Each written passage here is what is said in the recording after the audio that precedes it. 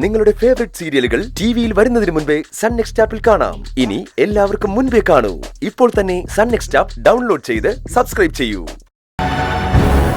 സ്വന്തം മോന്റെ കല്യാണക്കാരെ ഒരാൾ വിളിച്ചു ചോദിക്കുമ്പോ ഇങ്ങനെയാണ് പറയേണ്ടത്.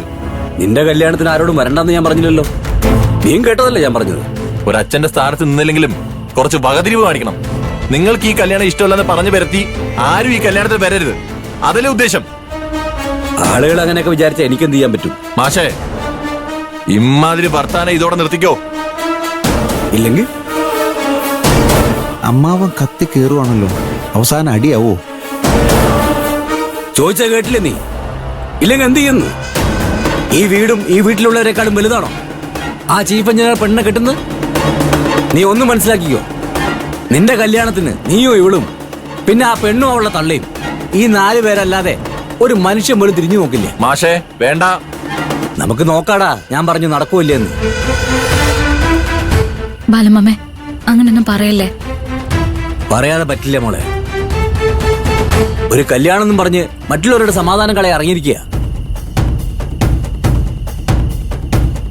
എടോ മരങ്ങോടാ, ഞാൻ ആരോടും നിന്റെ കല്യാണത്തിന് വരണ്ടെന്ന് പറഞ്ഞിട്ടില്ല. പക്ഷെ ആരും വരാൻ പോകുന്നില്ല. ഒറ്റയ്ക്ക് നിന്ന് താലി കെട്ടേണ്ടി വരുന്ന എനിക്ക്. എനിക്കറിയാം മാഷേ, നിങ്ങൾ അത് ചെയ്യും. ആരെയും കല്യാണത്തിൽ വരുത്തിക്കില്ല. എന്തായാലും വിട്. ഞാൻ കല്യാണം കഴിക്കാൻ പോകുന്നവള് തീരുമാനിച്ചാ അത് നടത്തിയിരിക്കും.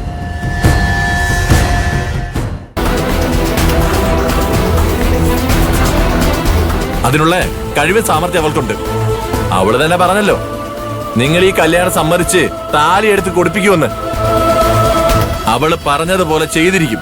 കണ്ടോ? ചെയ്യും, എനിക്കറിയാം. ഞാൻ കല്യാണത്തിന് വന്ന് താലി എടുത്ത് നിന്റെ കയ്യിൽ തന്ന് അവളുടെ കഴുത്തിൽ കെട്ടടാ മോനെ എന്ന് പറയും. എപ്പോഴാന്നറിയോ? ഓസിന് വെട്ടി വിഴുങ്ങി ഏമ്പക്കം വിട്ട് നീ കിടന്നുറങ്ങില്ലേ, അപ്പൊ കാണുന്ന സ്വപ്നത്തിൽ.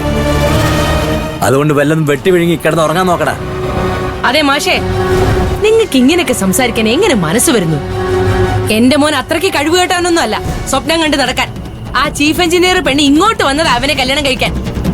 അവൾ ഇവനെ തേടി വന്നിട്ടുണ്ടെങ്കിൽ ഈ കല്യാണം ശ്രേയ നടത്തും. എല്ലാ തന്ത്രങ്ങളും കുതന്ത്രങ്ങളും അടവുകളും ഒക്കെ പഠിച്ചു വന്നവളാ ശ്രേയ. നിങ്ങളെയൊക്കെ എങ്ങനെ നിലയ്ക്ക് നിർത്തണമെന്ന് അവൾക്കറിയാം. നാടറിഞ്ഞ് നാട്ടുകാരറിഞ്ഞ് ആശീർവാദത്തോടെ തന്നെ ഈ കല്യാണം നടക്കും. ഇവൻ ഉറങ്ങുമ്പോ സ്വപ്നത്തിൽ കാണുന്നു, നീ പകൽ കിനാവ് കണ്ടു നടക്കുന്നു. ഇവൻ നശിച്ചു കാണുന്ന കിനാവ് കണ്ട് നടക്കുന്നത് നിങ്ങളാ മനുഷ്യ. നിങ്ങൾക്ക് ഒരു കാലം സമാധാനം കിട്ടില്ല. അമ്മായി, എന്തോന്ന് കുമ്മായി ഓടിയോടുന്നു? ദേഷ്യം വന്ന് കണ്ണു കാണാതായാൽ സംസാരിക്കുന്ന എന്താണെന്ന് അറിയാൻ പറ്റില്ല. സ്വയം എല്ലാ ശാപങ്ങളും ഏറ്റുവാങ്ങണ്ട. നീയായിട്ട് ഇനി എരികേറ്റ് വിടടി എല്ലാത്തിനെയും. ഇത്രയും നേരമായിട്ട് എന്താ വാതുറക്കാത്തെന്ന് ആലോചിക്കായിരുന്നു ഞാൻ. വന്നല്ലോ അപ്പോഴേക്കും. എത്ര പറഞ്ഞാലും അമ്മായിക്ക് മനസ്സിലാവാഞ്ഞിട്ടാ. ശ്രേയുടെ ഉദ്ദേശം വേറെയാ. ഈ വീടിന്റെ സമാധാനം കളയാൻ വേണ്ടി മാത്രം ഈ കല്യാണം.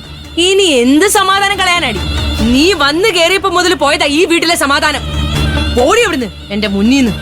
ചാരു, നീ എന്തിനാ വെറുതെ ഇവരോടൊക്കെ സംസാരിക്കാൻ പോകുന്നത്? പോത്തിന്റെ ചെവിയിൽ വേദം ഓതുന്നതിന് തുല്യ. അങ്ങനെ വിട്ടുകൊടുത്താൽ ഇല്ലാതാവുന്ന നമ്മുടെ സ്വസ്ഥതയും സമാധാനം ഒക്കെയാ. അമ്മായി, ഈ വീട്ടിൽ നടക്കുന്ന എല്ലാ പ്രശ്നങ്ങൾക്കും കാരണം ശ്രേയ. അതൊന്ന് മനസ്സിലാക്ക്. മനസ്സിലാക്കുന്നുണ്ടടി. എന്റെ മോൻ എന്നും ഇതുപോലെ തന്നെ നടക്കണം. അതല്ലേടി നിന്റെ ആഗ്രഹം? ഫ്രോഡെന്ന് മോസിന് വെട്ടി വിഴുങ്ങുന്നവനൊക്കെ പഴിയും കേട്ട് അവൻ നടക്കണം. അത് കണ്ട് നിനക്കും നിന്റെ ഭർത്താവിന് ഈ നിൽക്കുന്ന സിമ്പന്തികൾക്കും അത് കണ്ട് ആസ്വദിക്കണം, അല്ലേടി?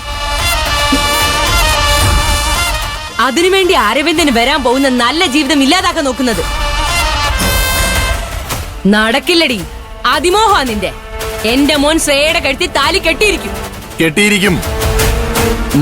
കെട്ടും കെട്ടും. ചാരുമോളെ, നീ ഇവരെ പറഞ്ഞ് മനസ്സിലാക്കാൻ നോക്കിയിട്ട് നിന്റെ വായിലെ വെള്ളം വറ്റിക്കുന്നതിനാ. എവിടെയെങ്കിലും പോയി തൊലയേട്ടത് വെക്കണം. ചതിക്കുഴിയിലാ വീണെന്ന് ഒരു കാലത്ത് മനസ്സിലാക്കും. അപ്പൊ കൈകാലിട്ട് അടിച്ചിട്ടൊന്നും ഒരു കാര്യം ഉണ്ടാവില്ല. ആരും കാണില്ല ഒന്ന് തിരിഞ്ഞു പോലും നോക്കാൻ.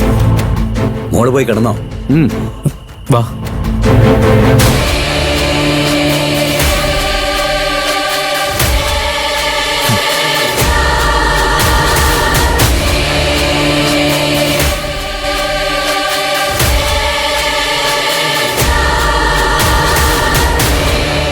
കളയടാ.